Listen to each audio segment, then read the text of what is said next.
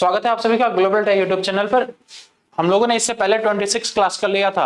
अब आज हम लोग करने वाले हैं 27 नंबर क्लास, जिसमें हम लोग का चल रहा था कौन सा चैप्टर? आपका चल रहा था इल्यूमिनेशन का चैप्टर। ठीक है, जो भी क्लासेस कराई गई है इससे पहले उनका प्लेलिस्ट आपका बना हुआ है global I T YouTube channel पर। प्लेलिस्ट कहां से मिलेगा एक बार मैं थोड़ा सा आपको दिखा देता हूं। देखिए, ये हमने सर्च कर लिया पहले से ही ग्लोबल आईटीआई यूट्यूब चैनल, ठीक है, जिसमें आपको जाना है प्लेलिस्ट में। यह है आपका प्लेलिस्ट। प्लेलिस्ट में जाके इसके बाद फिर आपको नीचे की तरफ स्क्रॉल करना है। नीचे की तरफ स्क्रॉल करेंगे तो देखिए यहाँ पे दिखेगा आपको electrician first year playlist, electrician first year, ठीक है, ट्रेड थ्योरी। इसमें आपका 26 क्लास हो चुका है। आज हम लोग 27 नंबर क्लास करने वाले हैं, जो इसमें फिर से अपने आप अपलोड हो जाएगा। ठीक है, और जो भी क्लास हो रही है उन क्लास का पीडीएफ यदि डाउनलोड करना है तो पीडीएफ डाउनलोड करने के लिए आपको जाना है globaliti.org वेबसाइट पे। इस वेबसाइट पे जाने के बाद आपको आ जाना है आईटीआई कोर्स। आईटीआई कोर्स पे जब आप क्लिक करेंगे तो देखिए आपके सामने पहला ही दिख रहा होगा इलेक्ट्रीशियन थ्योरी। इलेक्ट्रीशियन थ्योरी पे जब आप क्लिक करेंगे तो फिर आपके सामने कुछ ऐसा इंटरफेस खुलेगा। यहाँ पे देखिए इलेक्ट्रीशियन सेकेंड ईयर ऊपर है और फिर नीचे इलेक्ट्रीशियन फर्स्ट ईयर। तो यहाँ से जाके आप लोग पीडीएफ भी डाउनलोड कर सकते हैं। पीडीएफ की डिमांड इस समय बहुत ज्यादा हो गई है। मैक्सिमम लोगों का यही डिमांड रहता है कि सर पीडीएफ दे दीजिए, पीडीएफ दे दीजिए। तो भाई मेरे बस इतना कहना चाहूंगा आपसे कि केवल पीडीएफ से कुछ नहीं होगा, आपको पढ़ना पड़ेगा। अभी टाइम है, टाइम ठीक ठाक है, आप पढ़ाई पहले कर लीजिए, इसके बाद पीडीएफ देखेंगे तब मजा आएगा पढ़ने का। ठीक है, चलिए तो अब हम लोग आ जाते हैं, देखते हैं आज का अपना पहला क्वेश्चन। पहला क्वेश्चन है what is the term refer luminous flux given by light source per unit solid angle, per unit solid angle. इसने क्वेश्चन में बोला है कि प्रति यूनिट ठोस कोण पर प्रकाश स्रोत द्वारा दी गई चमकदार प्रवाह। चमकदार प्रवाह को देखो, मतलब इसका क्या ही हिंदी लिख दिया यार, ल्यूमिनस फ्लक्स। ल्यूमिनस फ्लक्स, जो आपका ल्यूमिनस फ्लक्स है, ल्यूमिनस फ्लक्स यदि किसी सॉलिड एंगल से, यदि किसी सॉलिड एंगल पे आपका कोई फ्लक्स पड़ रहा है तो उससे हम लोग क्या कहते हैं? प्रति यूनिट। प्रति यूनिट बोला है ना यहाँ पे, प्रति यूनिट किसी सॉलिड एंगल पर आपका ल्यूमिनस फ्लक्स पड़ रहा है तो उसे हम लोग क्या कहते हैं? उसे कहते हैं हम लोग क्या? उसे कहते हैं ल्यूमिनस इंटेंसिटी। वहां पे प्रकाश की कितनी मात्रा मौजूद है उसी को कहते हैं हम लोग क्या? Luminous intensity. ठीक है, ल्यूमिनस इंटेंसिटी यहाँ पे तो लिखा ही हुआ है ल्यूमिनस इंटेंसिटी। अच्छा, जो आपका ल्यूमेन है, ल्यूमेन क्या होता है यार? ल्यूमेन होता है आपका, एक मिनट रुक जाइए, इधर मैं हटा देता हूं इसको। ल्यूमेन, कैंडिला और इल्यूमिनेशन। जो आपका कैंडिला है, कैंडिला किसका मात्रक बन जाता है? कैंडिला आपका मात्रक बनता है ल्यूमिनस ज्योति तीव्रता। पहले इसको हिंदी में मैं लिख देता हूं, ज्योति तीव्रता, ज्योति तीव्रता। ठीक है, और ल्यूमेन किसका मात्रक है? यह आपका ल्यूमिनस फ्लक्स, ल्यूमिनस फ्लक्स। ठीक है, इल्यूमिनेशन, इल्यूमिनेशन का मात्रक क्या बन जाता है? इसका मात्रक बनता है आपका लक्स। और लक्स को ही हम लोग और क्या लिखते हैं यार? लक्स को हम लोग और लिखते हैं ल्यूमेन पर मीटर स्क्वायर। ठीक है, ल्यूमेन पर मीटर स्क्वायर, मीटर स्क्वायर। ठीक, तो ये सब आपका मात्रक है। बाकी ल्यूमिनस इंटेंसिटी, ल्यूमिनस इंटेंसिटी का फॉर्मूला मात्रक तो यहाँ पे दिया ही हुआ है कैंडिला। ठीक है, चलिए नेक्स्ट देखते हैं अब हम लोग। नेक्स्ट बोला है आपसे कि what is the unit of luminous flux. Luminous flux का मात्रक क्या होता है? अरे यार, ल्यूमिनस फ्लक्स हमने पीछे लिखा ही तो है, कहां पे? ये लिखा है ल्यूमिनस फ्लक्स। ल्यूमिनस फ्लक्स का मात्रक क्या है? ल्यूमेन है। ल्यूमिनस फ्लक्स का मात्रक ल्यूमेन है, तो ये हो गया आपका ल्यूमेन मात्रक हो गया। ठीक है, लक्स किसका मात्रक है? तो ये आपका इल्यूमिनेशन का है। किसका है भाई? ये आपका इल्यूमिनेशन, इल्यूमिनेशन का मात्रक बन जाएगा। ठीक है, ल्यूमेन पर मीटर, अरे ल्यूमेन पर मीटर स्क्वायर यही तो होता है आपका लक्स। ये किसके बराबर होता है? ये होता है बराबर लक्स के, ये आपके लक्स के बराबर होता है। बाकी कैंडिला किसका है भाई? कैंडिला आपका बन जाता है luminous intensity, luminous intensity, luminous intensity, इसका मात्रक बन जाता है आपका कैंडिला। ठीक है, चलो नेक्स्ट क्वेश्चन देखते हैं हम लोग। What is the unit of luminous efficiency? Luminous efficiency का आपका फॉर्मूला क्या बनता है? ठीक है, देखो ल्यूमिनेस एफिशिएंसी का फॉर्मूला जो मात्रक है वो बनता है आपका ल्यूमेन पर वॉट, ल्यूमेन पर वॉट, ल्यूमेन पर वॉट। ठीक है, ल्यूमेन पर वॉट देखिए कहां पे है, यहां पे ये है आपका ल्यूमेन पर वॉट। देखो मैं दो छोटे छोटे ट्रिक बता रहा हूं, उस ट्रिक से थोड़ा सा आप लोग कुछ याद रख सकते हैं, क्योंकि यहाँ पे बहुत कंफ्यूजन होता है। ल्यूमिनेस फ्लक्स, ल्यूमिनेस इंटेंसिटी, फिर आपका ल्यूमिनेस एफिशिएंसी, ये बड़ा कंफ्यूज करता है, तो इसलिए छोटे छोटे दो ट्रिक है, अपनी ट्रिक है, देख लीजिए यदि आपके लिए फायदामंद हो तब। देखो LIC, LIC का तो नाम सबने सुना होगा, LIC का नाम सबने सुना होगा, लाइफ इंश्योरेंस होता है। तो LIC का यहाँ पे फुल फॉर्म क्या है, यहाँ पे शॉर्टकट याद रखो। देखो ल्यूमिनेस इफिशियंसी, सॉरी ल्यूमिनेस इंटेंसिटी, ल्यूमिनेस इंटेंसिटी का मात्रक क्या बनेगा, कैंडिला, सी से हो गया आपका कैंडिला। ठीक है, तो ल्यूमिनेस इंटेंसिटी का मात्रक बन गया आपका कैंडिला। फिर आपको याद रखना है LFL, LFL ल्यूमिनेस फ्लक्स, ल्यूमिनेस फ्लक्स का मात्रक क्या बनेगा, ल्यूमेन बनेगा। ये हो गया आपका कैंडिला, ये हो गया आपका ल्यूमेन, ये हो गया आपका ल्यूमेन। ठीक है, और इल्यूमिनेशन, इल्यूमिनेशन था ना, इल्यूमिनेशन को ऐसे याद रख लेते हैं हम लोग, ई लू। ठीक है, तो IL से हो गया आपका इल्यूमिनेशन, और LU से क्या हो गया, लक्स। लक्स किसका मात्रक बन जाता है, इल्यूमिनेशन का मात्रक बन जाता है। बाकी एफिशिएंसी की बात करेगा, ल्यूमिनेस एफिशिएंसी की बात करेगा, तो इसमें याद रखेगा कि ल्यूमेन पर वॉट होता है, ल्यूमेन पर वॉट हो जाता है इसका मात्रक। ठीक है, तो ल्यूमेन पर वॉट एकदम करेक्ट है।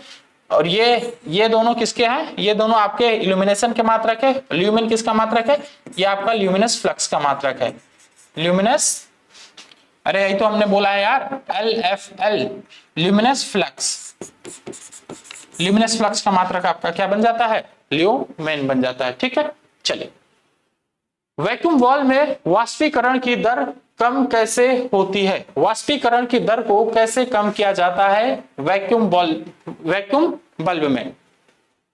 फिलिंग इनर्ट गैस को भर के, प्रोड्यूसिंग आर्क इन बल्ब, रिड्यूसिंग फिलामेंट रेजिस्टेंस, या इंक्रीजिंग फिलामेंट रेजिस्टेंस। क्या बोला है क्वेश्चन में कि रेट ऑफ इवापोरेशन, मतलब वाष्पीकरण की दर को कैसे कम किया जाएगा वैक्यूम लैंप में या वैक्यूम बल्ब में।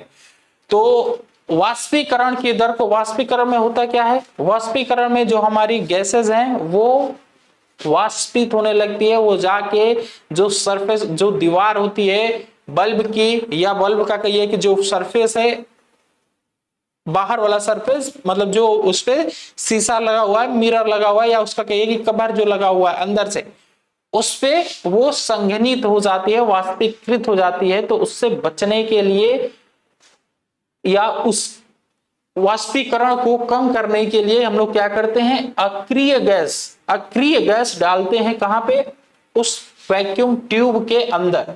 वैक्यूम ट्यूब के अंदर हम लोग कौन सी गैस डालते हैं, अक्रिय गैस, ऐसी गैस जो किसी भी पदार्थ के साथ, किसी भी यौगिक के साथ कोई अभिक्रिया न करे, इसलिए हम लोग वहां पे कौन सी गैस डालते हैं यार, अक्रिय गैस, इनर्ट गैस डालते हैं। ठीक है, तो इनर्ट गैस के डालने से फायदा क्या होता है कि कोई भी वहां पे अभिक्रिया नहीं करता है, ये गैस, ये जो गैस है हमारा, ये कोई भी अभिक्रिया नहीं करता है। ठीक है, चलिए आगे बढ़े। अगला क्वेश्चन हो जाएगा आपका, कुंडली लैंप का मुख्य लाभ क्या, अरे मैं इंग्लिश पढ़ लेता हूं। What is the main advantage of coil lamp? Coiled coil lamp का मेन एडवांटेज क्या होता है? क्वाइल्ड क्वाइल जो लैंप होता है आपका, उसका मेन एडवांटेज क्या होता है? ठीक है, तो उसका मेन एडवांटेज जो होता है वो हायर लाइट आउटपुट होता है। आपका जो क्वाइल लैंप होता है उसका मेन एडवांटेज यही है कि वो हायर लाइट आउटपुट होता है। ठीक है, उसमें लाइट जो निकलती है वो बहुत हाई निकलती है, ये मेन एडवांटेज होता है आपका कॉइल लैंप का। ठीक है, what is the name of reflector? इस रिफ्लेक्टर का आपसे नाम पूछा है। रिफ्लेक्टर का नाम, रिफ्लेक्टर नाम लेने से ही आपको समझ में आ रहा होगा कि ये एक ऐसा मटेरियल है या एक ऐसा वस्तु है जो लाइट को क्या करेगा, रिफ्लेक्ट करेगा, परावर्तित करेगा। ठीक है, अरे ऐसे आप लोगों ने देखा होगा ना, मिरर पे जब लाइट पड़ती है तो क्या करता है, वो लाइट को तुरंत रिफ्लेक्ट कर देता है पीछे की तरफ। मतलब जब आप उस पर लाइट जलाते हैं तो एकदम चकाचौंध हो जाता है, क्योंकि वहां से लाइट रिफ्लेक्ट होकर आपके पास आती है। ठीक है, तो उसी तरीके का एक रिफ्लेक्टर आपके पास यहाँ पे दिया हुआ है और पूछा है आपसे कि कौन सा रिफ्लेक्टर है। तो इसका पहले शेप देख लीजिए, इसका शेप किस तरीके का है। ये कुछ ऐसे बना हुआ है। ऐसा कभी आपने कोई आकृति देखा है कभी? तो आप कहेंगे सर कि हाँ हमने तो देखा था, कभी पढ़ा था। इसी को हम लोग पैराबोला कहते थे। क्या कहते थे? पैराबोला। पैराबोला इसी को तो कहते थे। कुछ इसी तरीके की आकृति थी, या तो ऐसा बनता था, नहीं तो फिर ऐसा बनता था, नहीं तो फिर इस तरीके की आकृति होती थी, ऐसे, है ना, या तो ऐसा नहीं तो ऐसा बनता था। तो देखिए क्या कुछ उसी तरीके की आकृति यहाँ पे भी बनी हुई है। तो आप कहेंगे जी सर ये जो आकृति बनी हुई है इसकी कुछ इसी तरीके की बनी हुई है, ऐसा बना हुआ है। तो इसका मतलब क्या है, ये एक शेप बना हुआ है। कैसा? पैराबोला का। पैराबोला का शेप बना हुआ है। तो ये जो आकृति, ये जो रिफ्लेक्टर होगा, इस रिफ्लेक्टर का नाम भी क्या हो जाएगा? Parabolic type. Parabolic type reflector. Parabolic type reflector. ठीक है, एक मिरर टाइप, तो मिरर को तो सीधे सीधे मिरर ही दिखा देगा। ठीक है, फिर soft light type. Soft light को जो दिखाना रहेगा, मतलब कि उसमें जो मिरर हम लोग यूज करेंगे या जो रिफ्लेक्टर यूज करेंगे उसकी कह सकते हैं कि इफिशियंसी बहुत ज्यादा होगी, तब जाके वो सॉफ्ट लाइट को भी रिफ्लेक्ट कर देगा। बाकी आपका पैराबोलिक यहाँ पे दिया हुआ है। ठीक है, चलिए, what is the name of light? ये आपके सामने लाइट दी हुई है और पूछा है कि इस लाइट का नाम क्या है। तो ये आपकी कौन सी लाइट हो जाती है? ये होती है आपकी स्पॉट लाइट। कौन सी लाइट है ये है आपकी स्पॉट लाइट। ठीक, चलिए नेक्स्ट क्वेश्चन पे आ जाते हैं। कौन सा उपकरण चिंगारी वोल्टेज प्रदान करता है और एक HPSV? अरे HPSV, अच्छा यहाँ पे दिया हुआ है। HPSV का फुल फॉर्म क्या है यार? HPSV का फुल फॉर्म आपका हो गया हाई प्रेशर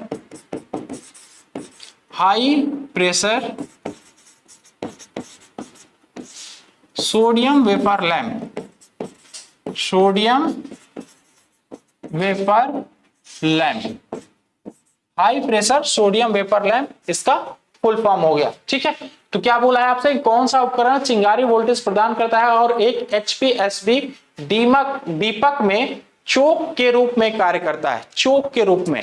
चोक आप लोगों ने देखा होगा, मतलब पहले, अब तो इसका धीरे धीरे प्रचालन कम हो रहा है चोक का, लेकिन अभी भी जैसे गांव में कोई फंक्शन होता है तो जो आते हैं सब आपके डेकोरेशन वाले, वो लोग जितना भी रॉड लाइट लगाते हैं, रॉड लाइट में चोक का यूज करते हैं। चोक का यूज करते हैं। चोक बेसिकली करता क्या है? बेसिकली एक तरह से कह सकते हैं कि उसमें एक कैपेसिटर होता है, या कहीं कहीं पे उसमें केवल क्वाइल होती है। ठीक है, और वहां पे क्या क्या, मतलब क्वाइल और कैपेसिटर दोनों का एक तरह से कह सकते हैं कि वो कॉम्बिनेशन ही होता है। कैपेसिटर को वहां पे ऐसे टच कराया जाता है तो स्पार्किंग होती है। स्पार्किंग होने से हाई वोल्टेज प्रोड्यूस होता है। वो जो हाई वोल्टेज होता है वो क्या करता है, पूरे गैस को, जो रॉड के अंदर गैस होती है, उस गैस को एक टर्मिनल से दूसरे टर्मिनल तक जाने के लिए शुरू में हाई वोल्टेज की रिक्वायरमेंट होती है, और वही हाई वोल्टेज कौन फुलफिल कर देता है? आपका कैपेसिटर, जिसको आपने स्पार्क कराया था, वही स्पार्क होके हाई वोल्टेज को प्रोड्यूस करता है। और हाई वोल्टेज जैसे ही प्रोड्यूस होती है तो एक बार पूरी गैस इस साइड से उस साइड तक, क्योंकि रॉड की लंबाई अधिक होती है, तो एक साइड से दूसरी साइड तक आयनाइज्ड हो जाती है। और जैसे ही एक बार आयनाइज्ड होती है तो इसके बाद फिर आपका जो रॉड होता है वो जल जाता है, या कह सकते हैं जो फ्लोरोसेंट लैंप होता है वो जल जाता है। ठीक है, तो चोक के रूप में कार्य करता है। ये चीज आपसे पूछा, तो ये कौन सा होता है भाई? वो होता है आपका लीकेज ट्रांसफार्मर। क्या होता है? Leakage transformer. ठीक है, चलिए आगे देखते हैं अगला question. What is the name of lamp? इस लैंप का नाम क्या है? इस लैंप का नाम आपसे पूछा है, तो इस लैंप का नाम तो बस सिंपल आपको बता देना है कि ये क्या है। ये है आपका high pressure mercury vapour lamp ही है, लेकिन ये MAT 3 तरह का होता है, तो उसमें से आपका ये है MA टाइप का मरकरी वेपर लैंप। ठीक है, high pressure mercury vapour lamp. तो यहाँ पे ऑप्शन डी एकदम करेक्ट होगा। चलिए नेक्स्ट क्वेश्चन पे आ जाते हैं। फ्लड और औद्योगिक प्रकाश व्यवस्था के लिए किस प्रकार के प्रकाश व्यवस्था का उपयोग किया जाता है? फ्लड में किस प्रकार के प्रकाश व्यवस्था का उपयोग किया जाता है? ठीक है, फ्लड में आपसे पूछा है कि फ्लड में किस प्रकार के प्रकाश व्यवस्था का उपयोग किया जाता है। तो देखिए लाइट आपकी तीन तरीके की होती है। एक होता है आपका डायरेक्ट लाइटनिंग सिस्टम जो है, लाइटनिंग, एक डायरेक्ट लाइटिंग होता है, एक होता है आपका इनडायरेक्ट, तीन नहीं सॉरी चार तरीके का। एक होता है आपका सेमी डायरेक्ट और एक होता है आपका सेमी इनडायरेक्ट।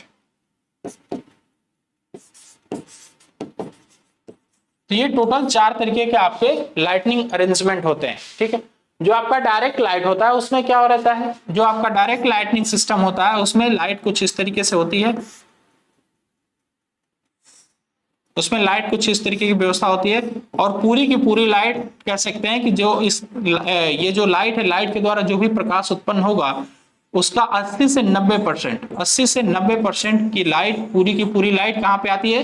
वर्किंग सरफेस पे आती है, या जो हमारा प्लेन है, जो हमारा समतल है, या जो हमारा वर्किंग प्लेस है, उस वर्किंग प्लेस पे आती है ये पूरी लाइट डायरेक्ट में। इनडायरेक्ट में क्या होता है, इसी बल्ब को बस ऐसे उल्टा घुमा दीजिए, मतलब ये प्रकाश ऊपर की तरफ जाएगा तो उससे केवल 10% की लाइट ही हमारे वर्किंग प्लेस पे आती है, बाकी की लाइट ऊपर चली जाती है। ठीक है, तो इसमें चकाचौंध नहीं होता है। जब इनडायरेक्ट रहता है तो उसमें चकाचौंध नहीं रहता है, लेकिन डायरेक्ट वाले में थोड़ा सा चकाचौंध की संभावना बनी रहती है।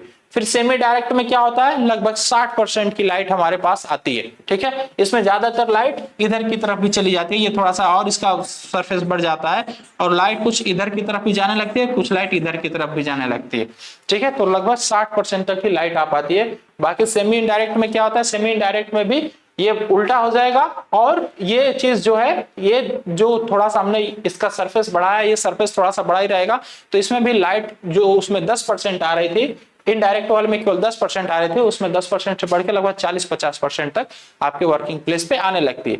ठीक है, तो जो हमारा फ्लड एरिया है, फ्लड मतलब बाढ़ वाला जो एरिया, हमें किस प्रकार की लाइट चाहिए? हमें ऐसी लाइट चाहिए जिसमें छोटे से छोटे चीज भी हमें दिखाई देता रहे, मतलब कहीं से भी थोड़ा सा भी यदि कोई संभावना बनती है एबनॉर्मल कंडीशन की तो हमें तुरंत दिखाई दे, इस वजह से वहां पे लाइटनिंग अरेंजमेंट एकदम जबरदस्त होना चाहिए। तो आप बताइए कौन सा होना चाहिए इसमें से?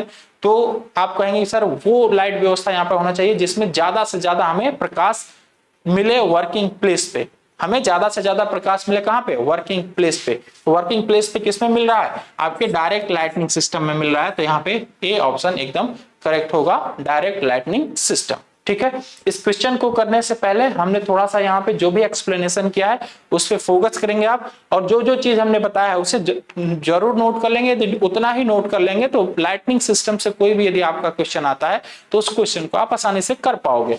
ठीक है, चलिए अगले क्वेश्चन पे आ जाते हैं हम लोग। बोला है कि कोल्ड कैथोड लैंप कौन कौन से होते हैं। देखिए आपके जो कैथोड हैं, जो आपके डिस्चार्ज लैंप है ना, डिस्चार्ज लैंप, जो आपके डिस्चार्ज लैंप होते हैं ये दो तरीके के होते हैं। एक होता है आपका कोल्ड कैथोड लैंप, एक होता है आपका कोल्ड कैथोड लैंप, और एक होता है आपका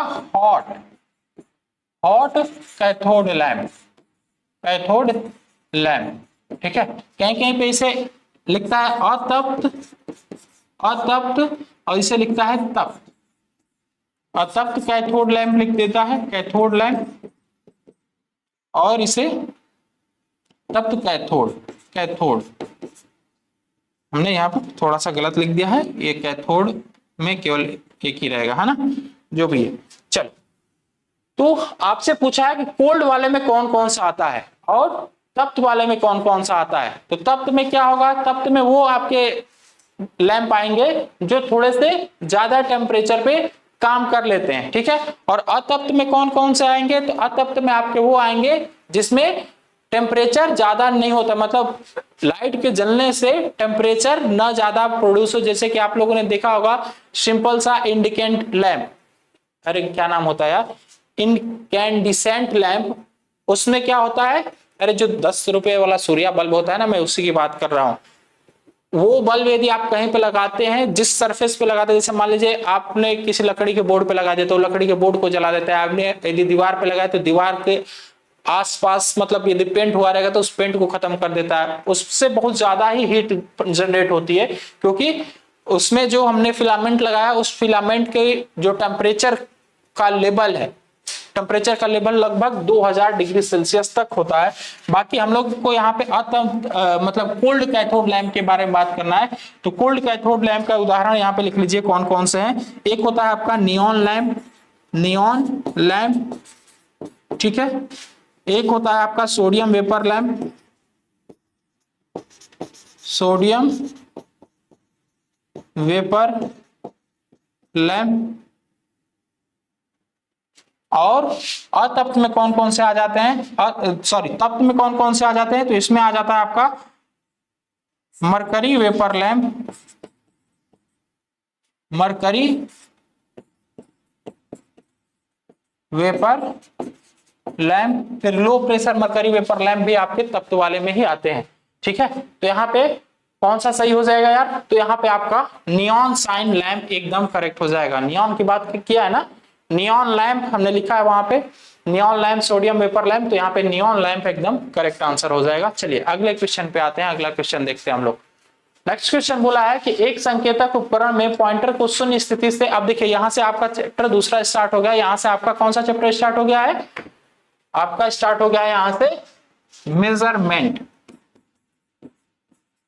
मेजरमेंट, ठीक है। इससे पहले आपका चल रहा था इल्यूमिनेशन, अब यहां से स्टार्ट हो गया आपका मेजरमेंट। तो मेजरमेंट के क्वेश्चंस को देखेंगे। देखिए पहला क्वेश्चन बोला है आपसे कि एक संकेतक उपकरण में पॉइंटर को शून्य स्थिति से स्थानांतरित करने के लिए किस बल की आवश्यकता होती है, किस बल की आवश्यकता होती है। तो देखिए इसमें दो तरीके के आपके बल होते हैं, एक होता है आपका डिफ्लेक्टिंग टॉर्क, एक होता है आपका डिफ्लेक्टिंग टॉर्क, ठीक है, और एक होता है आपका कंट्रोलिंग टॉर्क, कंट्रोलिंग टॉर्क,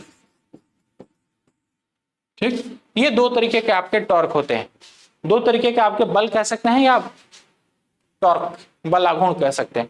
तो जो आपका डिफ्लेक्टिंग टॉर्क होता है, डिफ्लेक्टिंग टॉर्क का क्या होता है, इसे हम लोग हिंदी में क्या कहते हैं यार, विक्षेपण कहते हैं ना, विक्षेपण।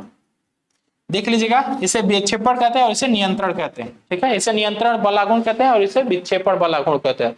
तो जो कंट्रोलिंग टॉर्क होगा, इसके नाम से ही समझ में आ रहा होगा कि ये क्या करेगा, केवल कंट्रोल करेगा, किसको, इंडिकेटर को। इंडिकेटर इसने बोला है ना, इंडिकेटर क्या होता है, थोड़ा सा इंडिकेटर को भी समझ लेते हैं। यहाँ पे देखियो, जैसे ये हो गया हमारा, मान लो कि स्केल, ये क्या हो गया, स्केल हो गया,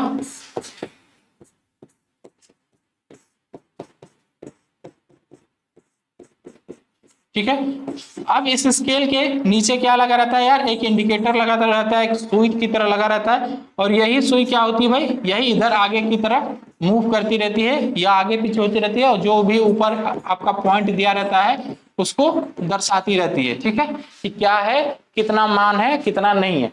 तो देखिए जैसे मान लीजिए हमने यहाँ पे इंडिकेटर लगा दिया, तो इस इंडिकेटर को आगे की तरफ ले जाने के लिए, आगे की तरफ ले जाने के लिए कौन सा फोर्स रिस्पॉन्सिबल होता है, यही चीज आपसे क्वेश्चन में पूछा है। तो इसको आगे की तरफ बढ़ाने के लिए आपको कौन से फोर्स की जरूरत होती है, डिफ्लेक्टिंग टॉर्क की। किसकी, डिफ्लेक्टिंग टॉर्क, ठीक है। अच्छा, जैसे मान लीजिए कि ये यहां से आके और यहाँ बीच में स्टेबल हो जाती है, बीच में कहीं पे खड़ी हो जाती है, ये यहां से आके ऐसे बीच में कहीं पे खड़ी हो जाती है। यदि बीच में खड़ी हो जाएगी तो भाई यहाँ पे बीच में इसको स्थिर बने रहने के लिए, स्टेबल बने रहने के लिए किसी न किसी और फोर्स की जरूरत पड़ेगी। ये बीच में ऐसे तो स्टेबल रह नहीं सकती, तो यहाँ पे किसकी जरूरत पड़ती है, यहाँ पे जरूरत पड़ती है आपको कंट्रोलिंग टॉर्क की, कंट्रोलिंग टॉर्क की। तो कंट्रोलिंग टॉर्क क्या करता है, इसे कंट्रोलिंग टॉर्क इसे स्टडी स्टेट अवस्था में बनाए रखता है, स्टडी स्टेट, स्टडी स्टेट,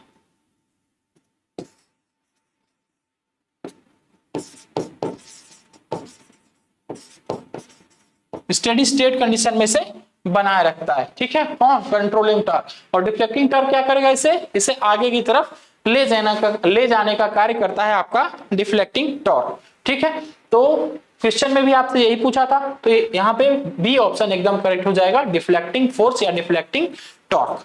ठीक है, उसको फोर्स लिख दीजिए या आप टॉर्क लिख लीजिए, कोई दिक्कत नहीं। चलिए नेक्स्ट क्वेश्चन पे आ जाते हैं हम लोग। गुरुत्वाकर्षण नियंत्रण के साथ प्रदान किए गए उपकरण का उपयोग करने की स्थिति कौन सी है? गुरुत्वाकर्षण वाले जो भी आपके डैम्पर यूज किए जाते हैं उनको कैसे रखा जाता है? क्या बोला है कि which is the position to use the instrument provided with gravity control. Gravity control, गुरुत्वाकर्षण कंट्रोल के साथ ये क्या है जो आपका ग्रेविटी कंट्रोल मेथड है? ये है क्या? ये एक तरह का डैम्पर है। डैम्पर का काम क्या होता है? डैम्पर का काम बस इतना होता है कि ये वाइब्रेशंस को कम करे। वाइब्रेशंस को कम करे, किसके वाइब्रेशंस को? जो हमने अभी आपको पीछे दिखाया था, कहां गया था? ये आपके इंडिकेटर है ना, चलो मैं यहीं पे बना देता हूं, मैं यहां पे फिर से एक बार बना देता हूं।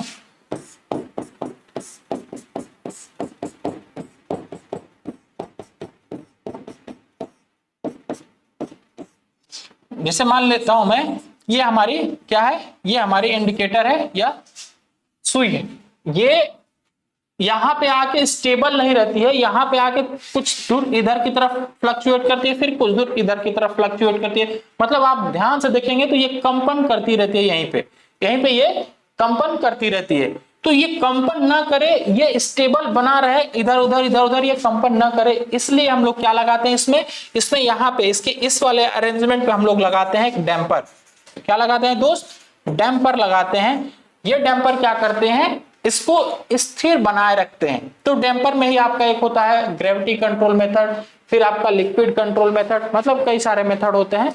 यहाँ पे बात करेंगे हम लोग ग्रेविटी कंट्रोल को। तो ग्रेविटी कंट्रोल जो है ये हमेशा कैसे रखा जाएगा? तो हमेशा ये वर्टिकल पोजीशन में ही रखा जाएगा, क्योंकि आपको पता है कि जो ग्रेविटेशनल फोर्स है ये यदि इससे आपके सरफेस से हॉरिजॉन्टल नहीं रखा जाए तो आपका ग्रेविटेशनल फोर्स सही से काम ही नहीं करेगा। ठीक है, तो यही याद रखने वाली बात है इसमें कि ग्रेविटेशनल कंट्रोल जब भी होगा वहां पे पोजीशन जो हमारा इंस्ट्रूमेंट होगा, जो हमारा डैम्पर वाला इंस्ट्रूमेंट होगा, उसे हम लोग हमेशा वर्टिकल पोजीशन में रखेंगे। ठीक है, वर्टिकल पोजीशन में ही रखेंगे। चलिए नेक्स्ट देख लेते हैं हम लोग। तो what is the name of the scale? पैमाने का नाम क्या है? ये जो आपके सामने पैमाना दिया हुआ है, इस पैमाने का नाम क्या है? तो देखिए, ये आपको कहीं पे भी, पहले इस पैमाने को देख लीजिए, यहां पे लिखा हुआ है इसने लिखा हुआ है ओम, OHMS, ओम्स लिखा हुआ है। ठीक है, ये क्या लिखा हुआ है? ओम्स लिखा हुआ है। अब मुझे इतना केवल देख के बताइए कि क्या ये हर जगह बराबर बटा हुआ है? जैसे देखिए यहाँ पे ये है 0, ठीक है, यहाँ पे फिर है ये 2, यहाँ पे फिर है ये 5, यहाँ पे 10, 15, ठीक, इधर आपका है 15 के बाद कितना है यार? ये है आपका 20, फिर इधर 30, फिर इधर 50, इधर आपका 100 दिया हुआ है, ये आपका 500 दिया हुआ है, ये आपका 1 के दिया हुआ है, ये आपका 2 के दिया हुआ है। तो मुझे इतना बताइएगा केवल ये कि क्या ये इसमें बराबर हर जगह दूरी है? हर जगह क्या दूरी इसमें बराबर है? तो आप कहेंगे सर ये हर जगह इसमें दूरी बराबर नहीं है। हर जगह यदि इसमें दूरी बराबर नहीं है तो ये कौन सा हो जाएगा? इसके कौन सा स्केल हो जाएगा यार? ये हो जाएगा आपका कोर्स स्केल, मोटे पैमाने। ठीक है, लीनियर पैमाने कौन से होते हैं? लीनियर पैमाने आपके होते हैं जिसमें हर जगह डिस्टेंस बराबर हो। जैसे हम इससे पहले 1-2 बार ड्रॉ किए हैं, तो देखिए जैसे हर जगह हम इसमें क्या करेंगे? डिस्टेंस बराबर रखेंगे, हर पैमाने में डिस्टेंस बराबर रखेंगे। ठीक है, तो ये हो जाता है क्या? ये हो जाता है आपका लीनियर, ये होता है आपका लीनियर स्केल। ठीक है, चलिए आगे की तरफ देखते हैं। लास्ट क्वेश्चन आज का कि इंस्ट्रूमेंट रीडिंग की गलत स्थिति के कारण कौन सी त्रुटि हो सकती है? कौन सी त्रुटि इसमें हो सकती है? क्या बोला है कि which error is caused by incorrect position of instrument reading. Incorrect position मतलब पोजीशन क्या है? डिवाइस का पोजीशन इनकरेक्ट है। जैसे मान लीजिए कि आपको रखना था डिवाइस को, जो हमारी डैम्पर वाइंडिंग है या जो भी आपका डिवाइस है, उस डिवाइस को रखना था वर्टिकल पोजीशन में, आपने रख दिया हॉरिजॉन्टल पोजीशन में, ठीक है, तो वहां पे कौन सी एरर प्रोड्यूस हो सकती है, तो वहां पे प्रोड्यूस होगी आपकी डिवाइस एरर। डिवाइस जो होगी आपकी वो सही एरर, सही माप नहीं देगी, ठीक है, डिवाइस के द्वारा जो भी माप लिया जाएगा वो माप सही नहीं रहेगा, इसीलिए कहा जाता है कि डिवाइस का अरेंजमेंट प्रॉपर होना चाहिए, ठीक है। तो यहाँ पे कौन सा ऑप्शन सही हो जाएगा, ए ऑप्शन एकदम करेक्ट हो जाएगा, डिवाइस एरर, ठीक है दोस्त। तो चलिए आज के लिए बस हम लोग इतना ही रखते हैं, फिर मिलते हैं नेक्स्ट क्लास में, धन्यवाद।